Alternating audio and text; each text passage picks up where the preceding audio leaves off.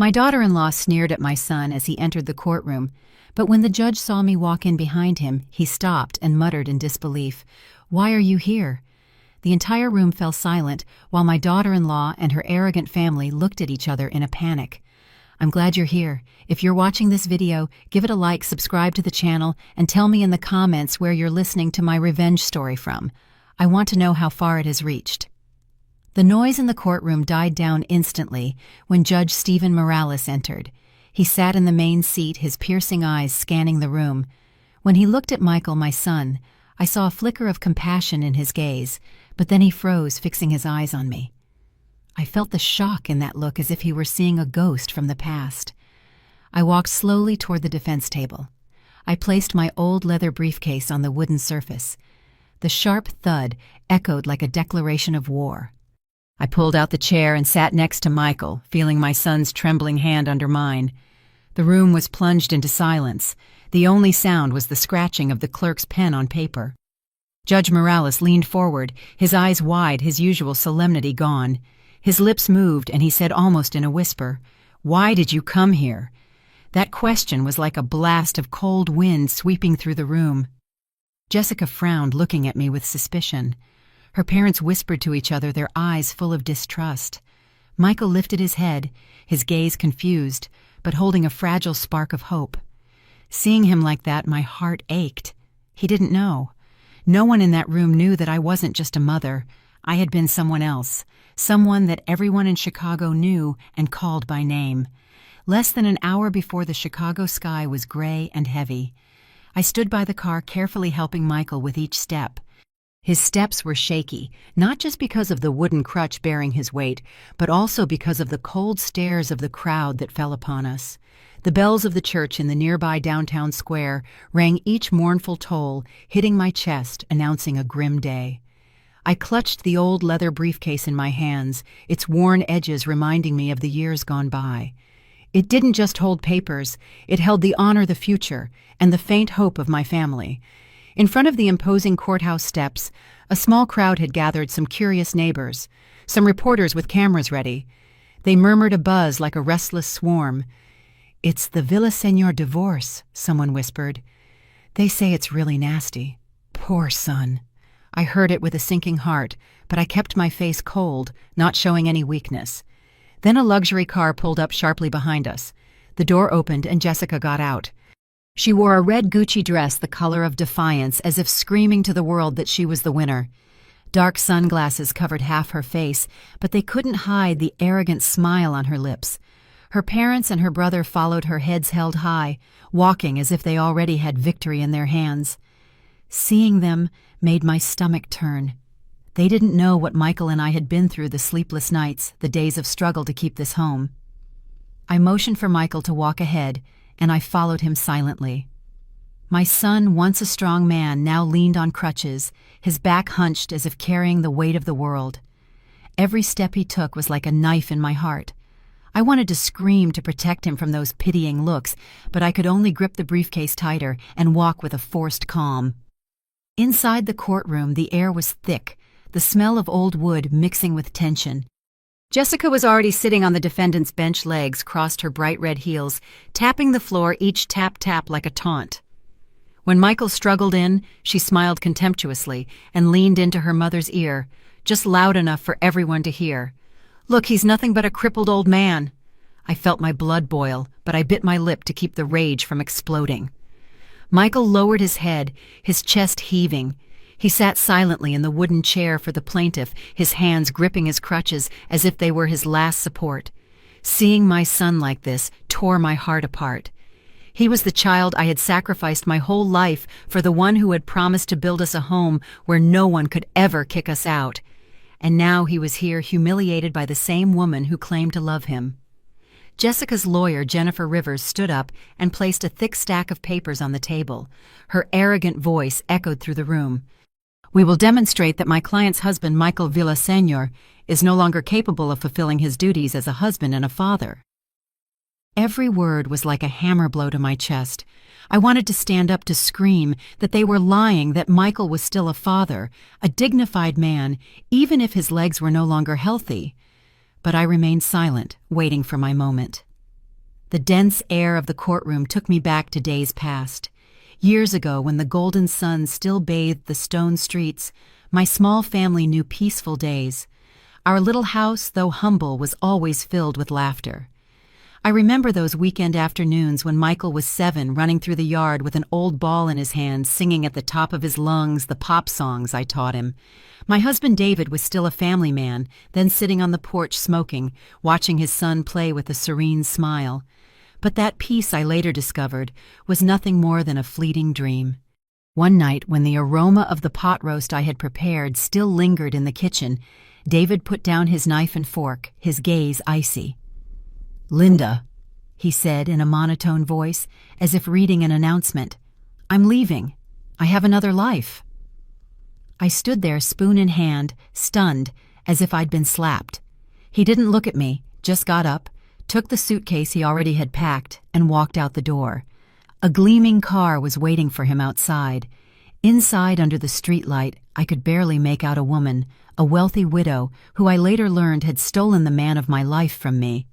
Michael, who was 10 at the time, stood frozen in the doorway, his eyes wide open, watching his father's figure disappear. The sound of the engine fading away left a silence that broke my soul. That night, after clearing the table, as if nothing had happened, I went into Michael's room. The boy was huddled under the covers, his shoulders trembling with muffled sobs. I sat beside him. I drew him into my arms, but I didn't cry. I couldn't cry. I told myself I had to be a rock strong so my son would have something to hold on to. "Mom, why did Dad leave?" he asked in a broken voice. I just hugged him tighter and whispered, "I don't know, son, but I promise you that you and I will always be together." I kept that promise with all my heart. Although every night when he slept, I would be alone in the kitchen staring at the clean plates with a pain that pierced through me. The following years were a relentless cycle. In the mornings, I'd get up early, make breakfast for Michael, and take him to school on my old bicycle. During the day, I worked as an office clerk, my eyes fixed on the keyboard, checking numbers, trying to keep my boss from noticing the dark circles from my sleepless nights. At night, while Michael did his homework, I would sit at the dining room table, hunched over the accounting books of some neighborhood stores. There were nights of heavy rain when Michael and I shared a broken umbrella, walking through flooded streets to get home. With my clothes soaked and the cold chilling my bones, I still squeezed my son's hand and smiled at him. "We're stronger than this rain, aren't we?" Michael would nod, and his smile was the only light in those dark days. I never told Michael about the nights I didn't sleep thinking about tuition rent or medicine. Once, when he had a fever, I had to search pharmacies in the middle of the night with only a few coins in my pocket. At the counter, I counted the money one by one, my heart sinking at the thought of having to choose between my son's medicine or the next day's food. But I didn't give up. Every time I looked at Michael, I told myself I couldn't fall because he was the reason for my existence. The day Michael received his acceptance letter for electrical engineering, I stood still in the kitchen, the paper in my hand, crying uncontrollably. It was the first time in years I cried with happiness, but the joy soon turned to worry. College was not something I could easily afford. Silently, I took my wedding ring, the last memory of a broken marriage, from the old wooden chest. It was the only thing of value left in the house. I took it to the pawn shop, and watching the owner weigh the ring squeezed my soul. "Mom, you don't have to do that," Michael said when he found out his eyes red. "I'll get a job. I interrupted him, putting my hand on his shoulder. "You just need to study hard. I want you to do what I never could." Michael hugged me, and for the first time, I felt he was no longer a child who needed my protection. Michael didn't let me down. After years of effort and study, he built a 2-story house on the outskirts of Chicago. The day he handed me the keys, I stood in front of those new walls and cried. "Mom, I promised you," Michael said, smiling with a choked voice. "This is our house. No one can kick us out now." I hugged him, feeling in his body the sweat tears and love he had put into every brick. For the first time in a long time, I felt I had done the right thing by not giving up. When Michael married Jessica, I thought my family was finally complete. Jessica back then was a sweet girl with a smile as lovely as orange blossoms. In the beginning, she used to come into the kitchen with me cheerful, telling me her future plans with Michael. "Mom, I want to have lots of kids, so you'll have a big family of grandchildren," she told me once, and I believed her. I thought happiness had finally found us. I saw how Michael's eyes lit up whenever Jessica was near, and I silently thanked God for giving me such a daughter-in-law. But tragedy struck like a nightmare. An electric shock at the construction site, a fall from high scaffolding. I got the call at midnight, the foreman's trembling voice on the phone. "Mrs. Villaseñor, Michael. He had an accident. Come to the hospital immediately." I ran out of the house, my heart racing, barefoot on the cold streets. When I arrived, the image of Michael, motionless, wrapped in white bandages, was seared into my memory. I stayed there by his side, watching the son who had been the pillar of our family reduced to a being as fragile as a child. "I'm here, Michael," I whispered, squeezing his hand. "Mom is here with you." The following months were a chain of endless days. Michael recovered slowly, but his legs were never the same. The doctor said he would have to live with wooden crutches for the rest of his life. From a strong, always smiling and talkative man, Michael became a silent shadow. He spoke less, and his gaze was often filled with sadness. Every time I saw him leaning on his crutches, taking hesitant steps in the yard, I felt like someone was tearing my heart out. When Michael came back from the hospital, I felt like the whole world had changed.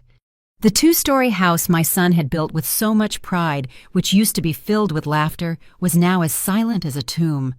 I rearranged the living room, turning it into a downstairs space, so Michael could move around more easily.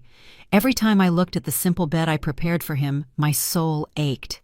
That room had been planned by Michael and Jessica as the future playroom for their children, but now it was just a makeshift refuge for a man fighting his own body.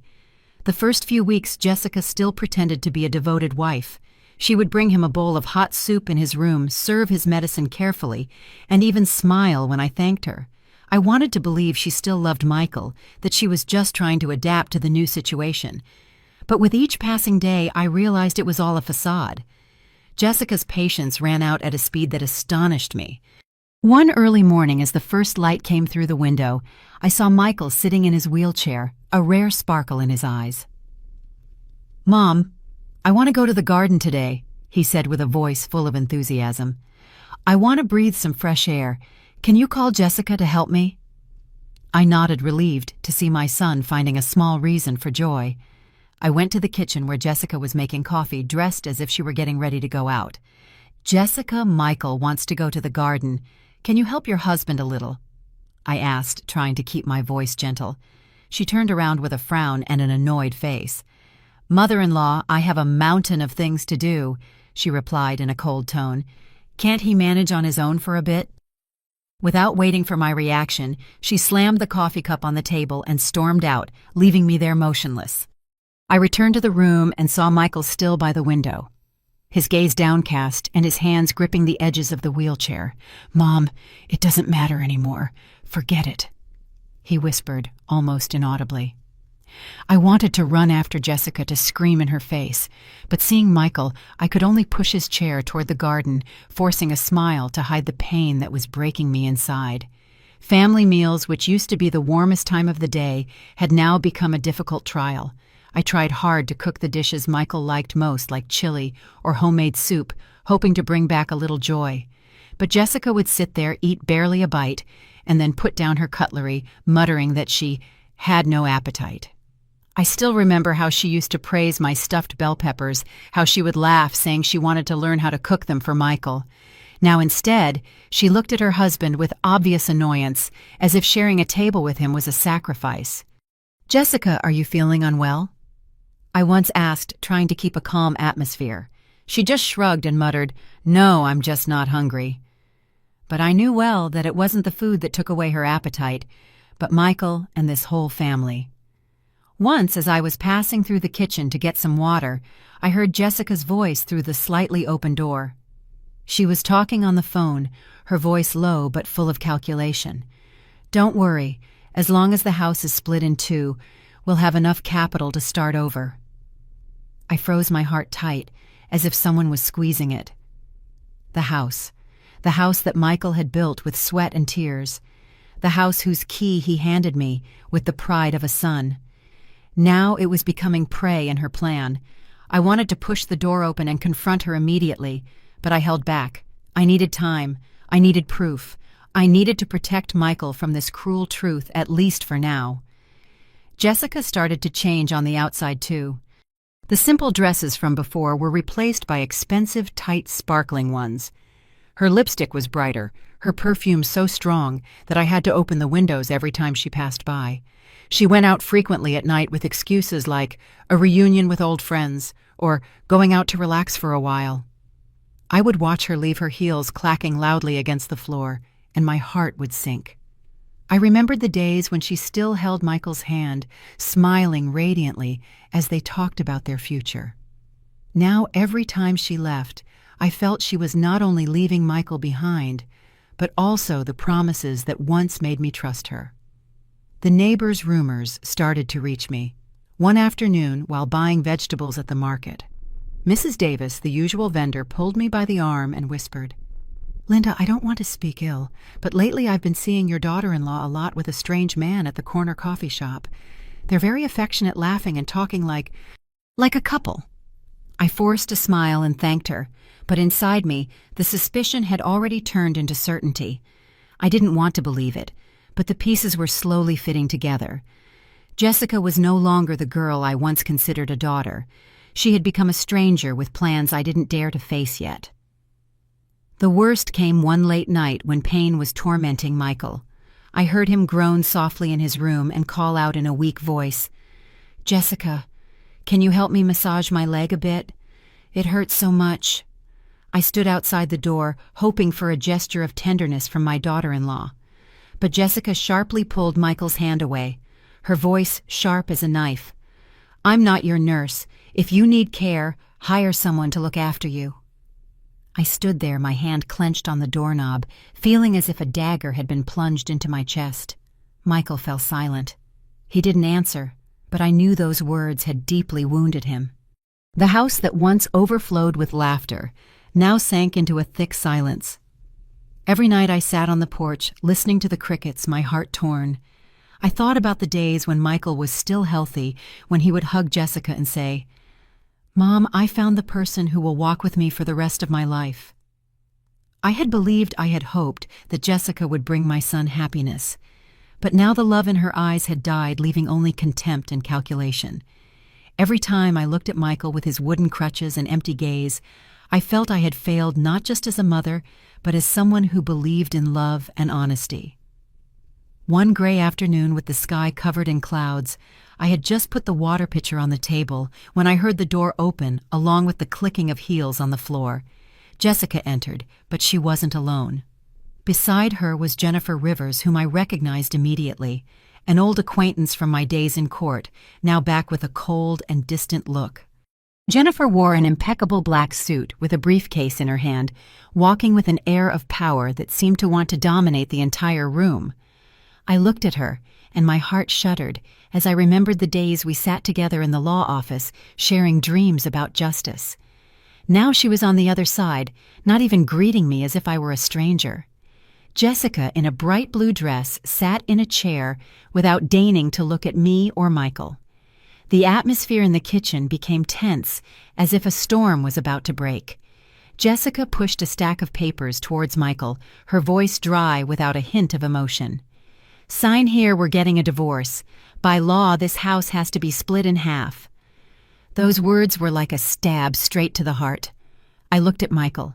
His already pale face was now white as a sheet without a drop of blood. His hands trembled, gripping the edge of the table, as if trying to hold on to his last hope. I placed the glass of water on the table and tried to keep my voice calm, though inside rage was consuming me. "On what grounds do you say this house is common property?" Jessica lifted her chin with a face so brazen it made me want to jump out of my chair. "We are legally married. All assets acquired during the marriage are divided in half. Don't you know the law?" Her words were like a slap in the face, not just to me, but also to the years of sweat and tears Michael had put into building this house. I took a deep breath, contained my anger, and replied in a firm voice, "You're wrong, Jessica. This house is Michael's own property. It was purchased and is in his name before you two were married. Legally, you have no right to it." The atmosphere in the room froze. Michael lifted his head, and in his desperate eyes, a glimmer of hope appeared. Jennifer, sitting next to Jessica, intervened with a voice as sharp as a knife. "Mrs. Villaseñor, in marriage law in the United States, there are clauses that allow separate property to be considered marital property after several years of cohabitation. You should be careful what you say." I looked her straight in the eye, the one who used to sit with me in tense trials, the one who used to call me Linda with respect. Now she saw me as an enemy. I answered her word for word. "Jennifer, I know the law better than anyone here."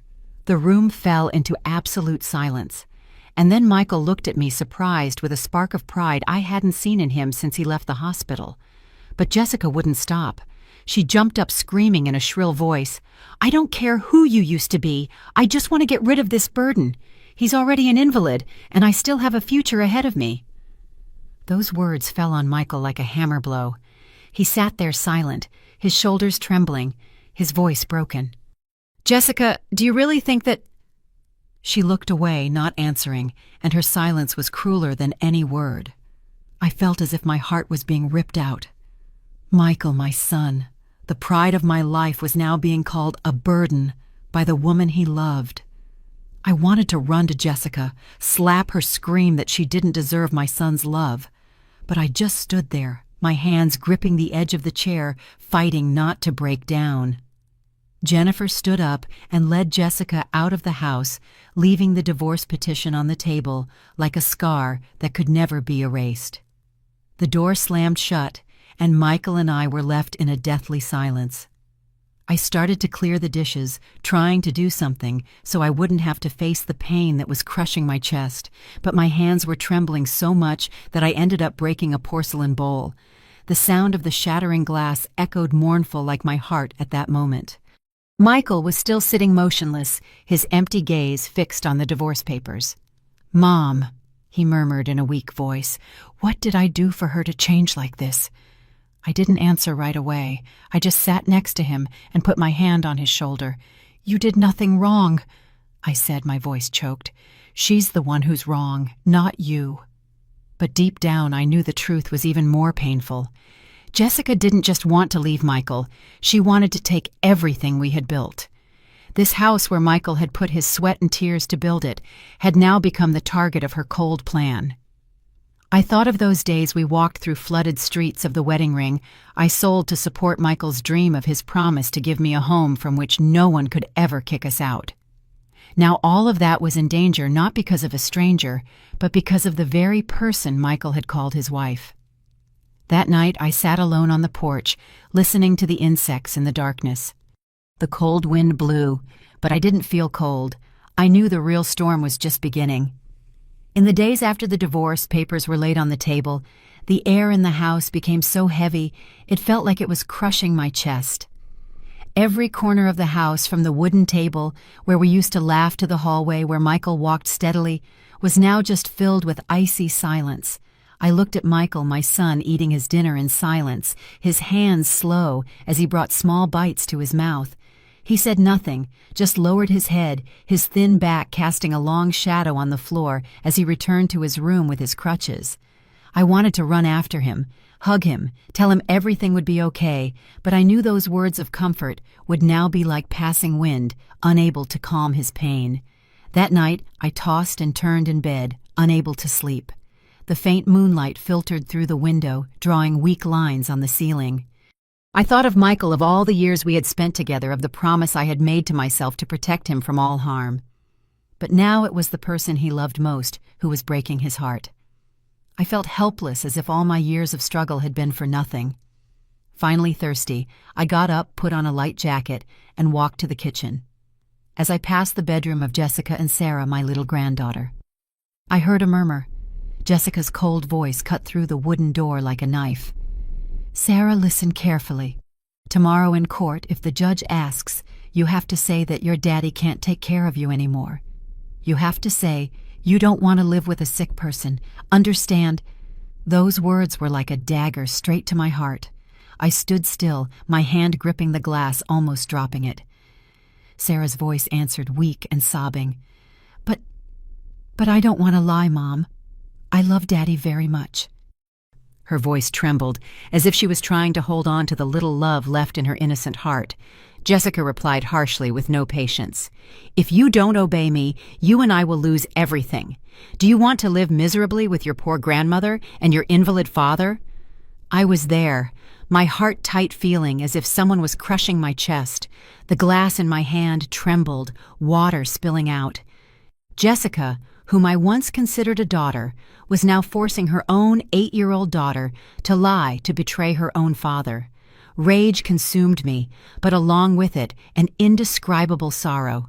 Sarah, my granddaughter, whom I love like my own blood, was being pushed by her mother into a cruel choice.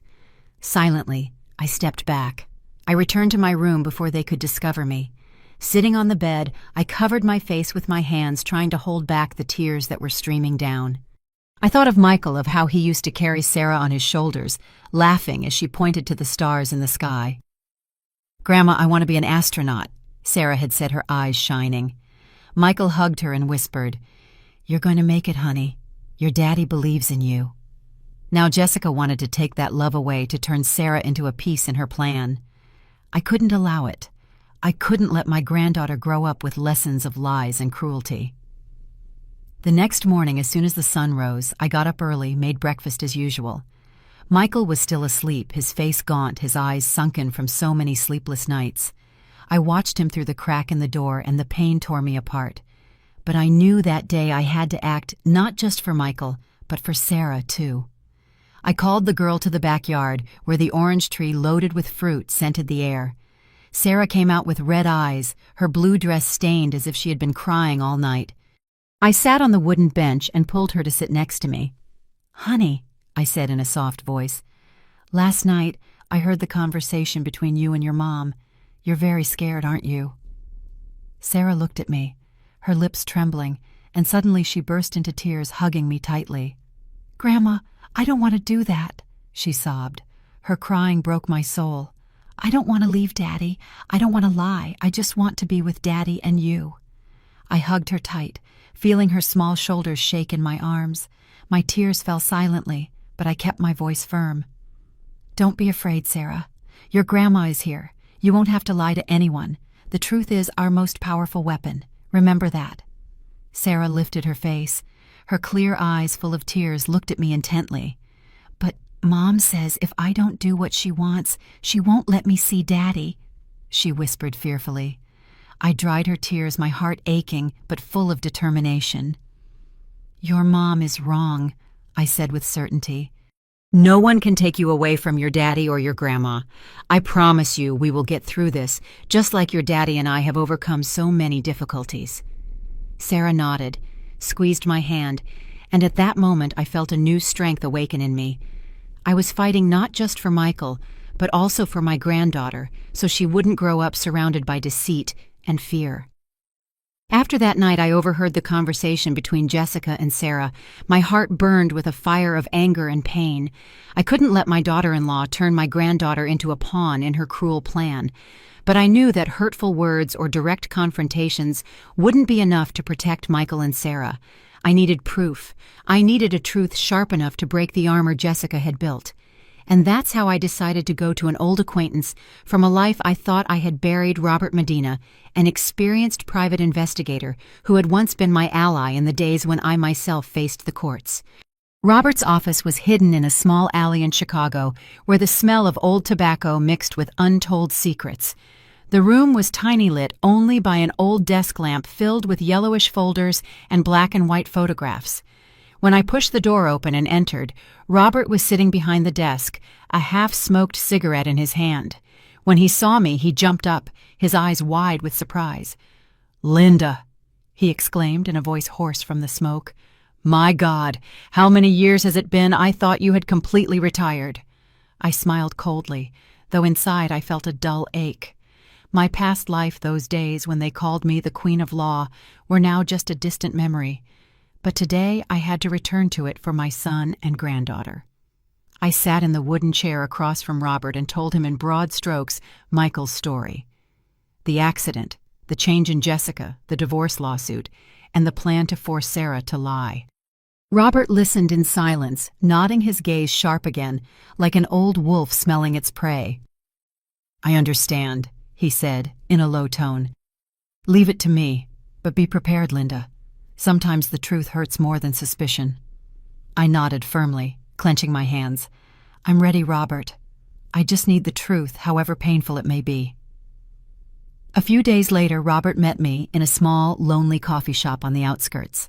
When I arrived, he was already sitting in a secluded corner with a cup of black coffee in front of him and a thin folder on the table. He pushed the folder towards me without saying a word. I opened it and felt my heart stop. The photos inside were clear. Jessica in a striking red dress on the arm of a burly, elegant man coming out of a luxurious hotel on the Gold Coast. She was smiling radiantly, her eyes shining a far cry from the cold, bitter face she showed to Michael. I took the photos with trembling hands, feeling as if ice was being poured down my chest. "His name is William Harris," Robert murmured in a grave voice. "A real estate mogul known for seducing women with properties only to take their assets later. He has an army of lawyers and powerful contacts who cover everything up." I looked at a photo where Jessica was wearing a sparkling bracelet I had never seen before. "This isn't a fling," Robert continued.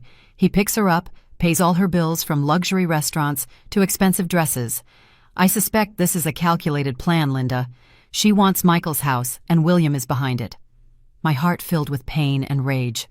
While Michael fought against every spasm of pain trying to take steps with his damaged legs, Jessica, the wife he loved so much, was enjoying herself with another man, planning to take away the home my son had built with his whole life. I thought of the nights Michael stared out the window with empty eyes, and I wanted to scream against so much injustice. "How far has she gone with him?" I asked, my voice broken with suppressed fury. Robert sighed and shook his head. "Very far, Linda. I found hotel receipts, plane tickets, and even bank transfers from William's account to hers.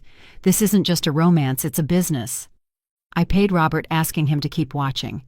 "I need all the proof I can get, no matter how small," I told him in a firm voice. Robert nodded with a look full of understanding.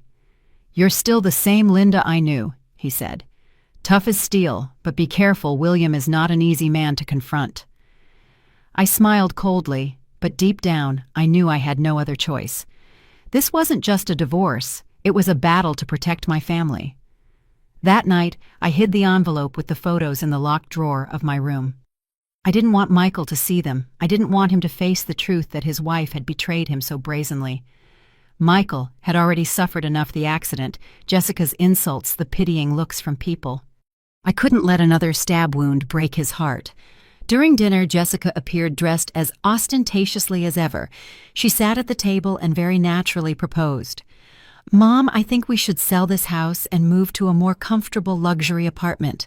Living here is getting boring, don't you think?" I looked her straight in the eye with a cutting coldness.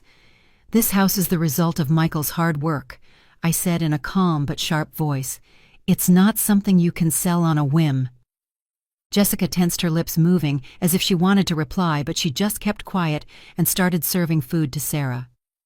I looked at Sarah and saw her little eyes avoiding mine, and I felt a sharp pain in my chest. She knew too much, but she was too young to carry that weight. Seeing her, a new strength was born in me, not only to protect Michael, but also to shield Sarah's innocence from the scars her mother was trying to leave on her. The morning of the first hearing, it was drizzling. The drops fell crookedly like my own tears. I helped Michael out of the old car, each of his steps heavy, not just because of the wooden crutch, but also because of the invisible burden on his shoulders. His face was gaunt, his eyes sunken from sleepless nights, but he still gave me a weak smile so I wouldn't worry. "Mom, I'm okay," he said, though his voice trembled, and I knew he was trying to hide the pain. I squeezed his hand tightly, trying to pass on some of my strength, though inside my heart ached thinking about what was to come. On the other side of the courthouse, a luxury car screeched to a halt. Jessica got out proudly dressed in a sparkling emerald green dress, a triumphant smile on her lips, as if victory was already assured. Her parents and her brother followed, laughing and talking loudly, as if they were going to a party instead of a trial. Seeing it, my stomach churned. They didn't understand the years of Michael's sacrifice to build this home. They didn't see the sleepless nights I spent protecting my family. To them, it was all a game, and Michael the easy prey. Inside the courtroom, the air was thick with the smell of old wood and tension. Michael sat on the plaintiff's bench, gripping his crutch tightly, his gaze fixed on the floor as if wanting to escape all the stares. I stood behind him silently, waiting for my moment. Jessica took the defendant's bench, crossing her legs, her heels tapping the floor, each tap a mockery. She looked at Michael coldly, without a hint of emotion, as if he were no longer her husband. Jennifer Rivers. Jessica's lawyer stood up. Her firm voice echoed throughout the room. Your Honor, my client, Mrs. Jessica Torres, has had to endure an unsustainable life alongside a disabled husband for many years. Mr. Michael Villaseñor is no longer able to work. He does not have the health to fulfill the role of a husband and father. We request a divorce and the division of assets, including half the value of the house they have shared during their life together. Every word she spoke was like a stab in my heart. I wanted to stand up to scream that they were distorting the truth, but I held back, gripping the old leather briefcase tightly. Jessica nodded, adding a venomous phrase, her voice filled with contempt. He's nothing but a burden. I deserve a better life, not serving someone who is worthless. Those words were a direct blow to Michael. He tried to stand up, his trembling hands leaning on his crutches, his voice broken with emotion. I can still take care of my daughter. I'm still Sarah's father. But his throat closed up, unable to finish the sentence. His face turned red, sweat ran down his forehead, and I saw his eyes fill with tears, as if all the strength he had left was crumbling. Jessica's sarcastic laugh erupted, cruel, icy. Look at yourself, Michael. You can't even stand up. Who do you think you're going to take care of? The entire room murmured. Pitying glances were fixed on my son. I felt my heart tearing apart. Michael, the son who was once my pride, now humiliated in front of everyone, called useless by the woman who claimed to love him. The scales of justice seemed to be tipping in Jessica's favor, and I knew if I didn't act, everything Michael had sacrificed would be lost. In that instant, I stood up. I walked calmly to the defense table. I opened the old leather briefcase. The sound of the zipper echoed sharply in the silent room. I placed it on the table. I pulled a chair next to Michael, feeling my son's astonished gaze. I took a deep breath. Then I stood up. My voice, clear and firm, resonated. From this moment on, I, Linda Villaseñor, will be the legal representative of my son, Mr. Michael Villaseñor. The entire room fell silent, as if time had stopped. Jennifer was petrified, her eyes wide with astonishment. Jessica stared at me, her mouth agape. Her face turned pale, as if she had seen a ghost from the past. The older people in the room began to murmur. Some whispered, "Linda Villaseñor, could it be?" I felt the wave of surprise spread, but I kept my eyes fixed on Judge Morales, who did not take his eyes off me. The judge gently tapped his gavel, his voice trembling, filled with doubt and respect. "Mrs. Linda Villaseñor, are you by any chance the Queen of Law?" That question swept through the room like a wind, unleashing a general murmur. Michael looked at me, his eyes wet, incredulous, as if for the first time he was discovering that his mother was not just a mother.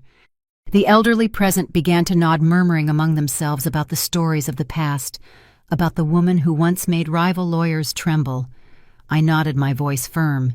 "Your Honor, I have never stopped believing in justice." Those words were not just for the judge, but also for me, for Michael, and for those who looked at me with a mixture of curiosity and respect. I felt the strength of past days awaken within me, as if the flame I thought had long been extinguished was rekindling. I looked at Jessica and saw her flinch. The triumphant smile on her lips had vanished. Jennifer, who was once my friend, lowered her head as if she knew she was facing an opponent she could not underestimate. At the next hearing, the atmosphere in the courtroom was as tense as a rope about to snap. The room was packed reporters with pens ready, curious neighbors all drawn by the news that the Queen of Law had returned, a rumor that had spread like wildfire throughout Chicago. I walked in holding Michael's hand, feeling my son's trembling hand gripping my arm. He said nothing, but in his tired eyes a spark of hope shone.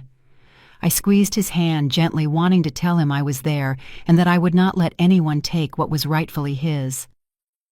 Jessica was sitting on the defendant's bench, dressed with her usual elegance, though her customary smile no longer had the same shine. Beside her, Jennifer Rivers. Her lawyer looked tense, clutching a stack of documents as if they were her last resort. Jessica's family, her parents, and her brother occupied the bench behind, but their laughter and loud comments from the previous day had disappeared, replaced by nervous, conspiratorial glances. I knew they, too, felt the tide was turning, though they didn't yet understand what was coming. Judge Morales entered with his usual solemn bearing. He gestured for me to begin. I stood up, opened my old leather briefcase, and took out a packet of carefully arranged documents. "Your Honor," I said in a clear, firm voice, "I present as the first piece of evidence the property documents for the house located on the outskirts of Chicago. All records clearly indicate that this house was purchased by and is in the name of my son, Michael Villaseñor, 2 years before his marriage to Mrs. Jessica Torres." I placed the papers on the table one by one like laying bricks to build a wall of truth. The court clerk took the documents. He reviewed them in detail and nodded, confirming their authenticity. Judge Morales looked at them. He nodded too, and a slight gesture of approval escaped his sharp gaze. The room erupted in murmurs, the rumors spreading like a wave. The faces of Jessica's parents turned pale. Her brother lowered his head, and Jessica clenched her fists, biting her lips to contain her rage. Jennifer immediately stood up. Her voice still tried to sound haughty, though it was already trembling. "Your Honor, although the house may be considered separate property during the years of cohabitation, it became the family residence. According to the marriage laws of this state, this fact can be taken into account for the division of property." I interrupted her with a harsh voice, giving her no room to continue. "Mrs. Rivers, the law is very clear. Common residence does not change the right of ownership over a property acquired before the marriage. This house is the untouchable asset of my son." The atmosphere in the room grew even tenser. Under the table, Michael squeezed my hand tightly, and I felt the warmth of his tremor. I looked at him, and in his eyes that spark of hope shone again, as if for the first time in a long time he believed we could win. But I knew the property papers were just the first step. I didn't give them time to react, and I launched the second piece of evidence, a small USB drive containing something capable of shaking the entire trial. "Your Honor," I said in a calm but cutting voice, "I want to present a recording made the night before the first hearing." I handed the USB to the clerk, and when the recording began to play, the entire room fell silent. Jessica's voice was heard loud, harsh, and cruel. "Sarah, listen carefully. Tomorrow in court, if the judge asks, you have to say that your daddy can't take care of you anymore. You have to say you don't want to live with a sick person. Understand?" Then Sarah's sob was heard. "But I don't want to lie, Mom. I love Daddy very much." Then Jessica's voice hardened without mercy. "If you don't do as I say, we'll lose everything. Do you want to live miserably with your poor grandmother and your invalid father?" The room was frozen. All eyes between astonishment and indignation were fixed on Jessica. She jumped up, her eyes wide, screaming, "That's false! She made it all up to defame me!" But her voice trembled, and I saw Jennifer put a hand on her shoulder, asking her to be quiet. Judge Morales raised his hand and ordered, "Order in the court. I want to hear from the direct witness. Call the child Sarah Villaseñor to the stand." Sarah entered with hesitant steps, her eyes swollen from crying but clean and clear. Seeing her, my heart broke. She was only 8 years old, and she already had to stand between truth and lies. Jessica leaned forward, her voice sweet but laden with pressure. "Sarah, tell everyone you want to be with me, right?" The entire room held its breath, waiting for her answer. Sarah lifted her tear-filled face. She looked directly at Judge Morales, and with a clear and determined voice, though trembling with emotion, she said, "I love my daddy. I'm not going to lie. I want to be with my daddy and my grandma." The room exploded. There were murmurs, and among them some discreet applause from strangers. Michael burst into tears, hiding his face in his hands, his shoulders shaking. I looked at him and I saw that his tears were not of pain, but of the fragile happiness of knowing his daughter still loved him. Jessica turned pale and screamed in desperation. "The child is being manipulated. That woman brainwashed her." Her shrill voice found no ears. I approached, hugged Sarah's fragile shoulders, and held her against my chest. I looked Jessica straight in the eye and said coldly, "The truth cannot be manipulated, Jessica."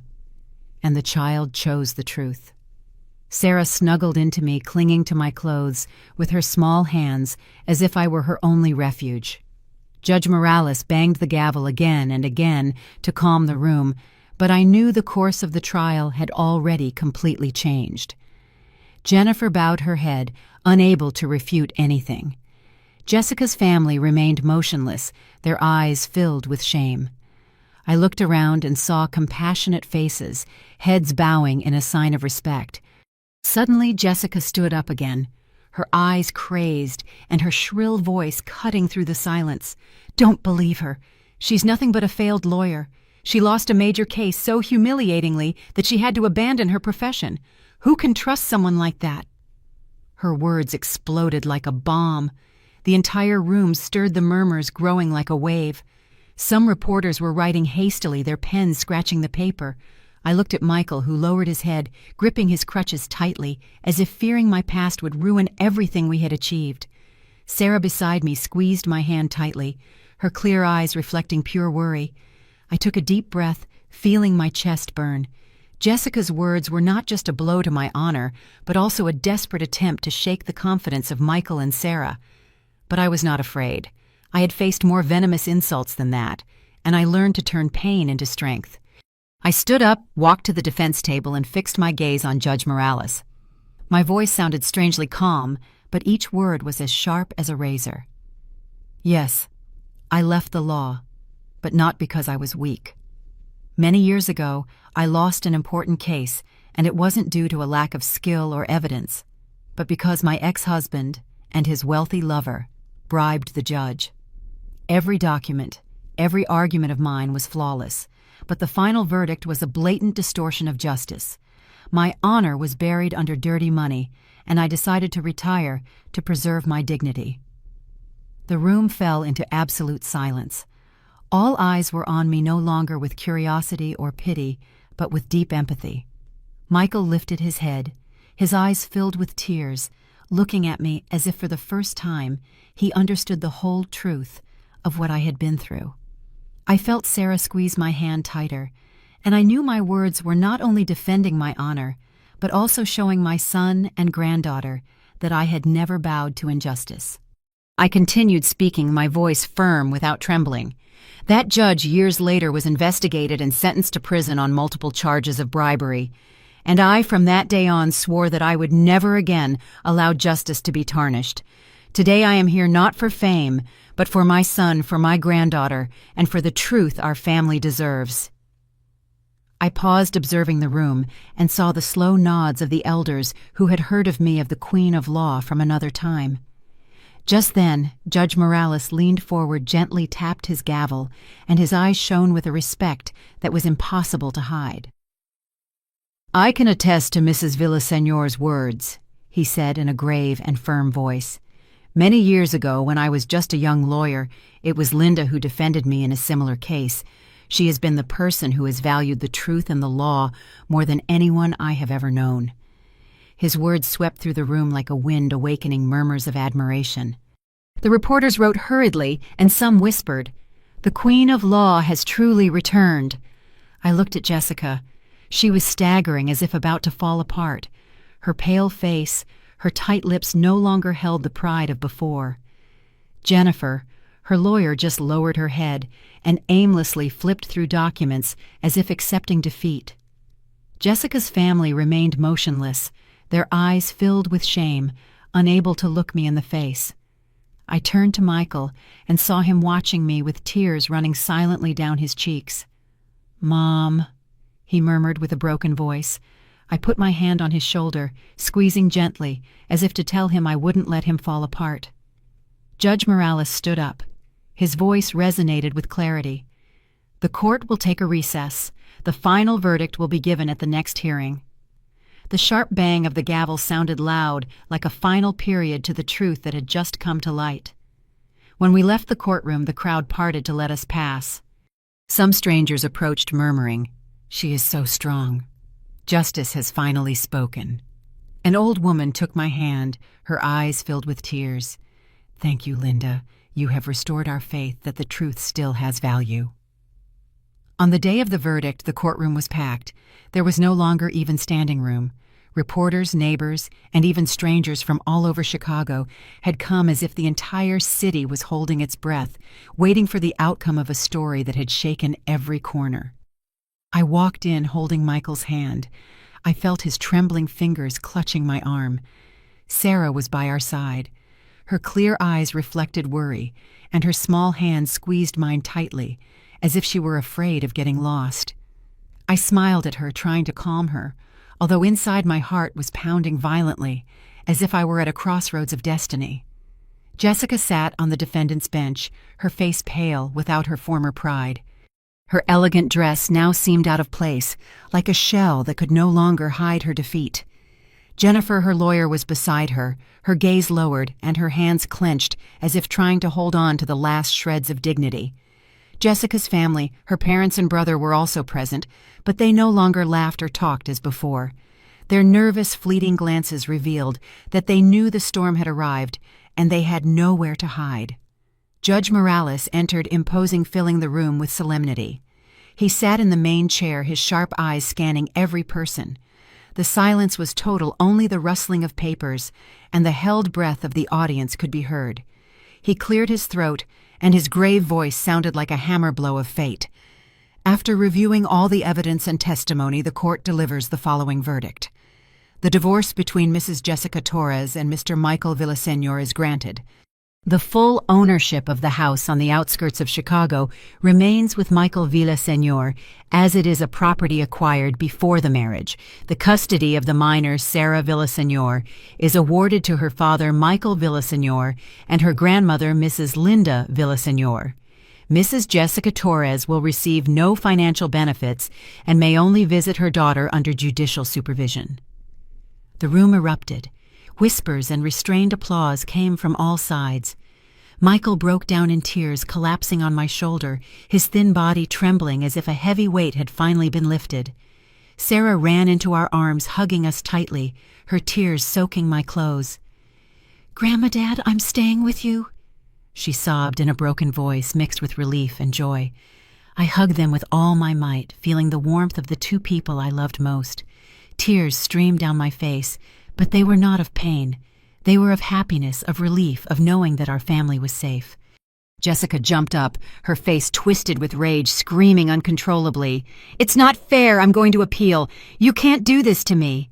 Her shrill voice echoed, but no one paid her any attention. Jennifer put a hand on her shoulder and murmured, "It's useless, Jessica. We've already lost." She took a few staggering steps, as if her strength had completely abandoned her. Her family stood up silently, heads bowed, and left the room without daring to face the contemptuous looks surrounding them. I watched them go without feeling a gram of satisfaction. I only felt sadness. Sadness for Jessica, who was once my daughter-in-law, part of our family, but who chose the path of betrayal and ambition. A few days later, I heard the neighbors say that William, the real estate mogul behind Jessica, had cut all communication with her as soon as he learned she had lost the case. He no longer picked her up or paid her luxurious bills. Jessica had to live alone in a rented, rundown apartment on the outskirts, pointed at and rejected by everyone. One morning, Mrs. Davis, the market vendor, whispered to me, "Linda, I saw her packing her things. No one knows where she went, as if she wanted to run away from it all." I nodded, saying nothing, but deep down I only wished that Jessica would find a new path, although I knew she would have to live with what she had caused. Meanwhile, Michael, Sarah, and I began a new life under the roof we loved so much. I devoted my time to taking Michael to his rehabilitation therapies, watching him slowly regain his self-confidence. At first he was still shy, but every time Sarah ran to him, hugged him, and shouted, "Daddy, you're my superhero!" I would see Michael's eyes light up as if a spark of hope was rekindled. I helped Sarah with her homework. We drew colorful pictures together, and every night the kitchen was filled with the aroma of the dishes I prepared. Family meals, which had once been overshadowed by Jessica, were now filled with laughter. Sarah told stories from school. Michael teased her playfully, and I would just sit there watching the two beings I loved most, with a warm heart, as if a storm had never passed.